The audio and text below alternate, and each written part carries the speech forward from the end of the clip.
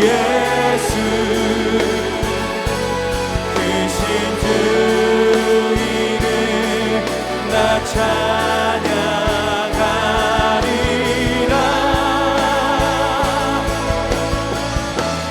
나는 찬양하리라. 주님 그 이름 찬양. 예수 크신 주 이름 나 찬양하리라. 나는 영광 돌리리. 나는 영광 돌리리. 주님 영광의 이름. 예수 크신 주 이름 나 찬양하리라.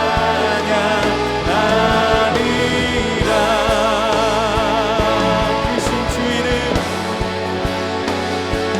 크신 주 이름 나 찬양하리라.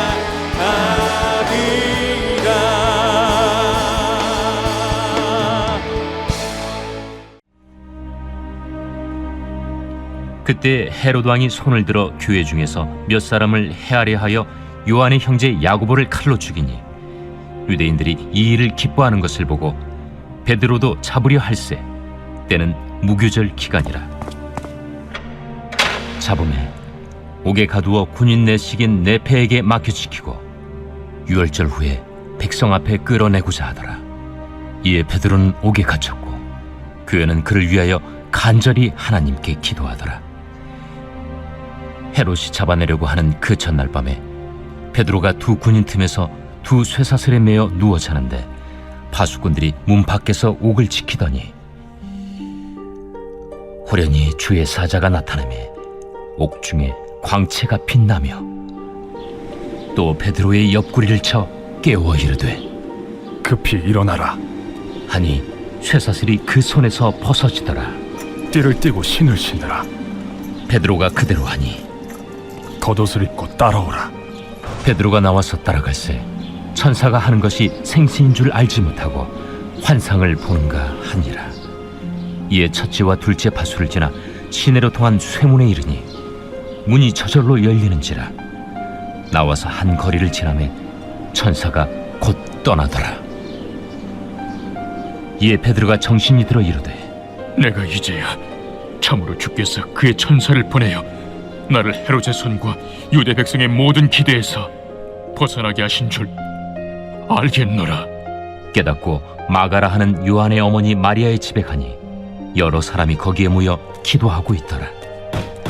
베드로가 대문을 두드린데 로데라 하는 여자아이가 영접하려 나왔다가 베드로의 음성인 줄 알고 기뻐하여 문을 미처 열지 못하고 달려들어가 말하되 베드로가 대문 밖에 섰더라. 내가 미쳤다. 하나 여자아이는 힘써 말하되 참말이라. 그러면 그의 천사라. 베드로가 문 두드리기를 그치지 아니하니 그들이 문을 열어 베드로를 보고 놀라는지라. 베드로가 그들에게 손짓하여 조용하게 하고 주께서 자기를 이끌어 옥에서 나오게 하던 일을 말하고 야고보와 형제들에게 이 말을 전하라. 하고 떠나 다른 곳으로 가니라.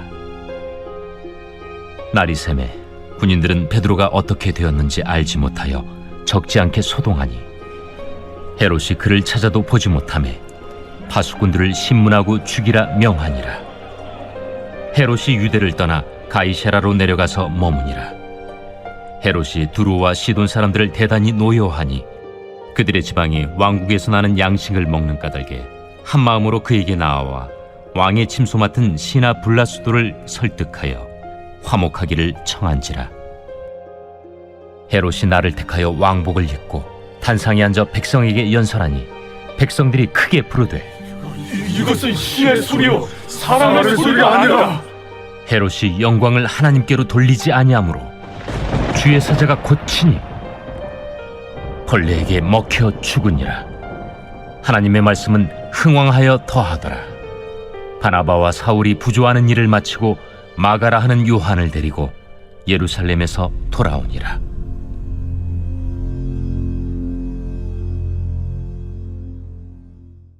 오늘의 본문은 그때로 시작합니다. 오늘 본문의 사건은 어떤 과정 속에 있을까요? 앞장 11장을 살펴보면 복음의 메시지가 모든 사람들에게 선포되고 있었고 복음을 접한 사람들이 복음의 영향력을 경험합니다. 복음은 확장되고 있었습니다. 이러한 상승세와 함께 복음의 모체가 되는 예루살렘 교회도 함께 합류를 하면 좋을 것 같은데 이러한 때에 어려운 일이 닥칩니다. 12장 25절에서 바나바와 사울은 각 교회의 헌금을 가지고 예루살렘에 도착하게 되는데요. 선지자들은 큰 흉년에 대해 예언한 바가 있습니다. 흉년의 영향으로 예루살렘 교회가 물질적으로 어려웠어요. 그래서 파송한 교회가 선교지로부터 헌금을 지원받는 상황에 놓이게 되었습니다. 뿐만 아닙니다. 예루살렘 교회의 야고보 사도가 헤롯에 의해 죽임을 당하게 됩니다. 헤롯은 유대인들이 야고보 사도의 죽음을 기뻐하는 모습을 봅니다. 이제는 예루살렘 교회 지도자 사도 베드로에게도 이와 같이 하여 유대인들의 환심을 얻고자 합니다. 그러나 이때는 무교절이었습니다. 절기의 사형을 집행할 수 없기에 6월절이 지날 때까지 베드로를 감옥에 잡아 가두고 군인 4명씩 내패 16명이 감옥을 지키도록 합니다. 야고보 사도의 죽음으로 큰 충격과 슬픔에서 벗어나지도 못했는데 지도자 베드로도 그와 같은 처지가 되어버렸습니다. 이런 상황 속에서 예루살렘 교회 신자들은 무엇을 했을까요? 사도행전 2장 5절입니다. 이에 베드로는 옥에 갇혔고 교회는 그를 위하여 간절히 하나님께 기도하더라. 이들은 기도를 택하는 수밖에 없었습니다. 시간이 흐르고 이제 헤롯이 베드로를 잡아서 죽이려고 계획하는 마지막 날 밤이 되었습니다. 베드로는 손에 사슬이 묶인 채 2명의 군인들 틈에서 잠을 자고 있었습니다. 그런데 호련히 주님의 사자가 베드로에게 찾아옵니다. 감옥 안에 광채가 빛납니다. 이렇게 빛이 밝은데도 베드로는 깨지 않습니다. 옆구리를 툭툭 칩니다. 그래도 대답이 없었던 것 같습니다. 어이, 얼른 일어나. 그러자 베드로의 손을 올가매고 있던 쇠사슬이 손에서 벗겨집니다. 천사가 말합니다. 얼른 띠를 띠고 신을 신고 겉옷을 입고 따라와. 베드로가 그같이 하고 따라 나섭니다. 베드로는 생각합니다. 이것이 꿈인가? 지금 내가 환상을 보고 있나? 천사를 따라 첫째 파수무리를 지나고 둘째 파수무리를 지납니다. 이제 마지막 문에 다다를 때에 문이 저절로 열립니다. 문을 열고 나와 걷다가 한 거리를 지나다 보니 천사는 떠나고 없습니다. 베드로는 이제야 정신이 듭니다. 아, 이제야 진짜로 주님께서 나에게 천사를 보내셔서 헤롯과 유대인의 모든 기대에서 벗어나게 하신 것을 알겠어. 베드로는 요한의 어머니 마리아의 집으로 향합니다. 사람들은 이때까지도 모여서 베드로를 위해 기도하고 있었습니다. 베드로가 문을 두드립니다. 문을 두드리며 부르는 소리를 어린 여종 로데가 듣습니다. 로데는 베드로의 목소리를 분명히 알고 있었습니다. 너무 기뻐서 문 여는 것도 잊은 채 안으로 달려가 사람들에게 기쁜 소식을 전합니다. 베드로가 대문 밖에 와 있습니다. 사람들이 대답합니다. 너가 미쳤구나. 그럴 리가 있느냐? 아니에요. 진짜예요. 드디어 미쳤구나. 미쳤어. 아니라니까요. 본문 15절에는 힘써 말하되 참말이라 하니 라는 표현이 있어요. 꽤 실랑이가 오고 간 것 같습니다. 로데의 말을 아무도 믿지 않았습니다. 하도 아이가 확신에 차서 이야기하니까 무리는 이렇게 결론 짓습니다. 그래? 뭔가 소리가 들리긴 했나 보네. 그러면 그의 천사인가 보지. 베드로가 계속 문을 두드리며 부르자 사람들이 드디어 베드로의 소리를 듣습니다. 문을 열어보니 진짜 베드로였습니다. 사람들은 깜짝 놀랐어요. 베드로는 사람들을 손짓하여 조용히 진정시키고 주님께서 어떻게 이끌어 옥에 나오게 하셨는지를 전합니다. 야고보와 다른 형제들에게 이 소식을 전하게 하고 자신은 안전한 곳으로 몸을 피합니다. 다음 날이 되었습니다. 베드로가 감쪽같이 사라졌습니다. 어떤 흔적도 남아있지 않습니다. 침입한 흔적도 없고 이를 본 사람도 없습니다. 이해가 안 되는 건 지키던 자들도 이것을 설명할 수가 없었습니다. 헤롯은 지키던 파수꾼들에게 모두 책임을 넘기고 그들을 처형합니다. 그리고 헤롯은 가이사랴로 갑니다. 그는 두로와 시돈 사람을 노여워하고 있었는데요. 두로와 시돈 사람들은 헤롯에게 가까이 있는 자 블라스도를 설득해서 화해의 자리를 마련했어요. 둘 사이의 이해관계가 헤롯이 원하는 방향으로 잘 해결이 되었던 것 같아요. 베드로를 죽여 유대인의 환심을 얻지는 못했지만 이제는 자신의 공을 과시하기 위한 자리를 만들어 백성들 앞에 보여주려고 합니다. 날을 정해서 왕복을 입고 백성들 앞에서 자신의 업적을 자랑하며 연설을 하기 시작합니다. 백성들은 헤롯에게 열광해요. 그것을 듣고 이렇게 외칩니다. 이건 사람의 소리가 아니야. 신의 소리야. 그런데 그 후에 믿을 수 없는 일이 일어납니다. 그는 죽게 됩니다. 그 이유는 다음과 같습니다. 사도행전 12장 23절입니다. 헤롯이 영광을 하나님께로 돌리지 아니하므로 주의 사자가 고치니 벌레에게 먹혀 죽으니라. 하나님께서 벌레로 그를 쳐서 심판하셨습니다. 하나님께 돌려야 할 영광을 자신이 취했기 때문입니다. 그 후 마가는 이렇게 덧붙입니다. 헤롯은 가장 절정의 순간에 벌레에게 먹혀 죽었으나 하나님의 말씀은 흥황하여 더하여 갔다. 흥황하다는 단어는 자라다라는 뜻을 담고 있습니다. 하나님의 말씀, 복음은 더 자라고 더 많아지고 있었습니다. 본문 1절에 등장한 그때라는 단어는 많은 의미를 담고 있었습니다. 흐름상 복음의 성장과 확장인 기류가 있었지만 예루살렘에서는 비극이 시작됩니다. 당대의 큰 권력을 가진 지도자의 탄압으로 교회의 지도자는 목숨을 잃습니다. 그리고 유대인은 이를 기뻐합니다. 그러자 또 다른 지도자를 그와 같이 하려고 합니다. 아마 가능했다면 헤롯은 교회가 무너질 때까지 이 일을 멈추지 않을 듯 보입니다. 하나님의 말씀, 복음은 살아있습니다. 그래서 계속 자라고 확장됩니다. 그러나 세상은 그것을 기뻐하지 않습니다. 오히려 세상은 복음을 미워합니다. 복음이 생명력이 있고 힘이 있기에 복음을 믿고 따르는 자들이 세상 속에서 사는 것이 쉽지 않은 것 같습니다. 이것은 예수님도 이미 우리에게 말씀하신 부분입니다. 세상이 예수님을 미워함으로 그를 따르는 제자들도 미워하고 핍박하게 될 것이다. 제대로 복음 안에 거하고 복음으로 살면 살수록 더 많은 손해와 어려움을 만날 수도 있을 것입니다. 복음을 지키고 따르려면 목숨을 내어주어야 하는 시대가 있었습니다. 우리나라도 그런 역사가 있었어요. 저는 얼마 전 기독교 순교자 기념관을 방문했었는데요. 좁은 공간을 길게 위로 터놓아 하늘을 바라보게 만드는 입구가 참 인상적이었습니다. 내가 머무는 공간은 이렇게 제약되어 있지만 결국 나는 하늘을 바라보며 살아간다는 선조들의 신앙을 표현한 공간이었습니다. 우리 믿음의 선조들은 예수 그리스도의 이름을 지키기 위해 그 값으로 목숨을 아까운 것으로 여기지 않았습니다. 그들에게 그리스도의 이름은 값지고 소중한 것이었기 때문입니다. 우리가 사는 이 시대는 예수님을 믿는다고 목숨을 빼앗아 가지는 않습니다. 이 시대의 목숨은 시간과 물질, 그리고 나 자신, 나의 가치인 것 같습니다. 이 시대는 복음과 우리의 가치를 저울 위에 올려놓고 무엇을 위해, 무엇을 향하여 살아야 할 것인지에 대해서 그 무게를 우리의 손에 맡겨놓고 달아놓게 만듭니다. 지금 나는 무엇에 더 가치를 두고 살아가고 계십니까? 참된 영생이 담겨있는 복음, 그 말씀이 무엇보다 우리에게 가치 있는 참된 진리입니다. 목숨을 내어 놓으면서까지 지키고 싶어 했던 그 말씀과 복음의 가치를 우리도 만나기를 진심으로 소망합니다. 그리스도 이름에 담겨있는 참된 능력과 그 의미를 알아가는 것에 힘쓰고 언제나 복음에 반응하며 복음을 향하여 가는 은혜가 있기를 소망합니다.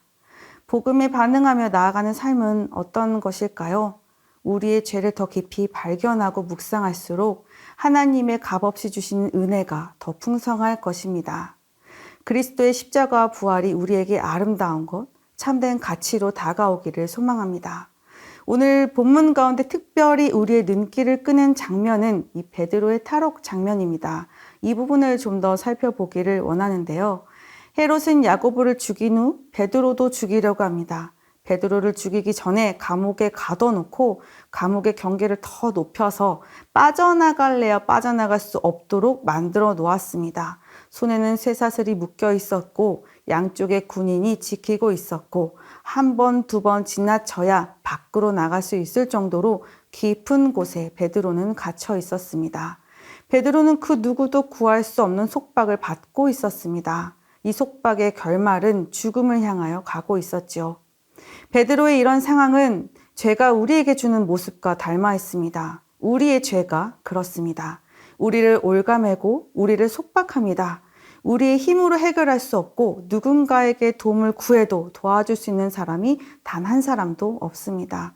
사람뿐인가요? 우리는 죄로 인한 허무함을 해결해 보려고 여러 가지 우상들을 세웁니다.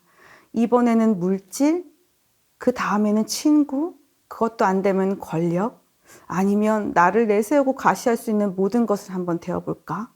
죄로 인한 우리 영혼의 허기를 채우기 위해 이런 것들이 결국 우리의 인생의 끝인 것처럼 붙잡다가 이것이 무너지면 다른 것으로 또 다른 것으로 절대로 그리스도가 아닌 다른 것으로 계속 갈아타면서 우리는 붙듭니다.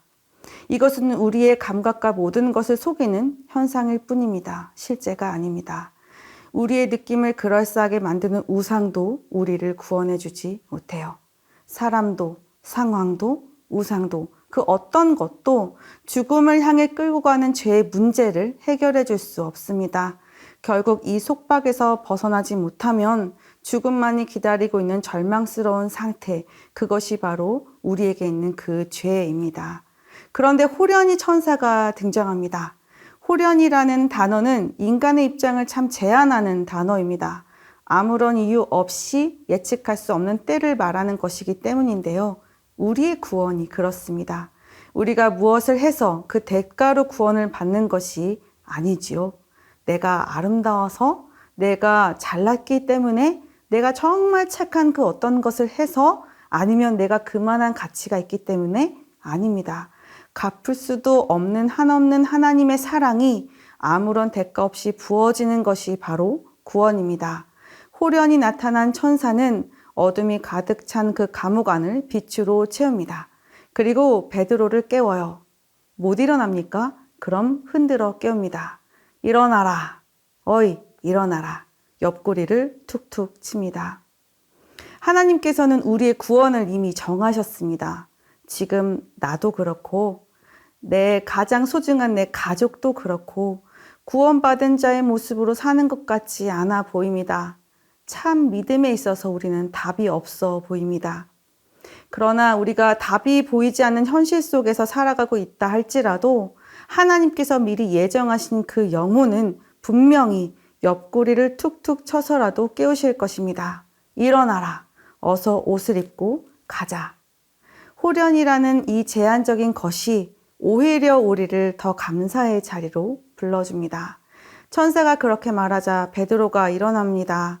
베드로를 속박하였던 것들이 스르르 풀립니다. 첫째 파수꾼, 둘째 파수꾼을 지나 마지막 속박의 문도 스르르 열립니다. 애써서 풀지 않았습니다. 그냥 따라갈 뿐입니다. 그냥 스르르 풀렸습니다.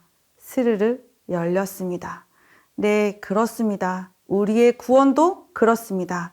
우리의 노력, 공로가 가미된 것이 아닙니다. 구원은 오로지 하나님으로부터 온 것입니다. 우리를 향한 지독한 사랑의 증거입니다.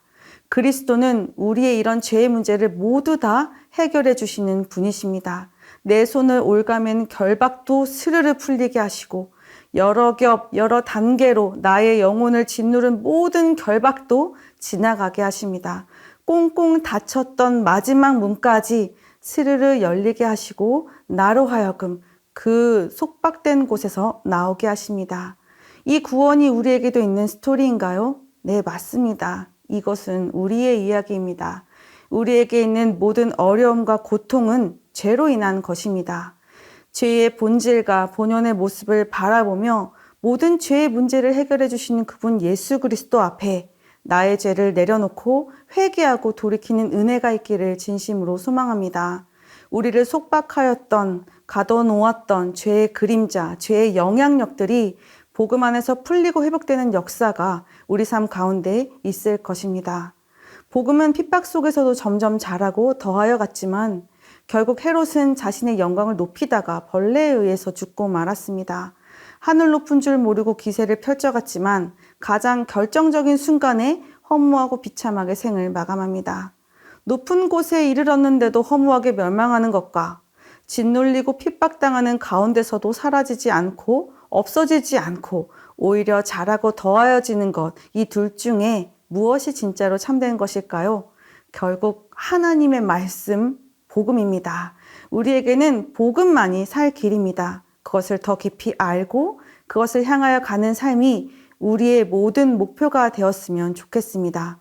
혹시 내가 복음이 아닌 세상의 길로 걸어가고 있다면 나의 내면이 그리스도가 아닌 우상들로 대체되어 허무함을 채워가고 있다면 멈추고 돌아서서 다시 그리스도께로 나아가는 우리가 되기를 원합니다. 결국 우리에게는 복음이 답인 것을 기억하며 오늘 하루 예수 그리스도의 사랑과 구원을 깊이 묵상하며 기쁜 승리의 하루를 사시는 성도님 되시기를 진심으로 소망합니다. 3가지 기도 제목으로 기도하시겠습니다. 내 안의 우상 죄를 드러나게 하시고 모든 죄를 해결해 주시는 주님 앞에 회개하며 나아가게 하소서. 아멘. 참되신 하나의 길 예수 그리스도를 생각하고 그 길을 따르는 삶 살게 하소서. 아멘. 나를 구원하신 하나님을 찬양합니다. 나를 향한 사랑을 힘껏 누리며 그리스도만으로 만족하고 기뻐하는 삶 살게 하소서. 아멘.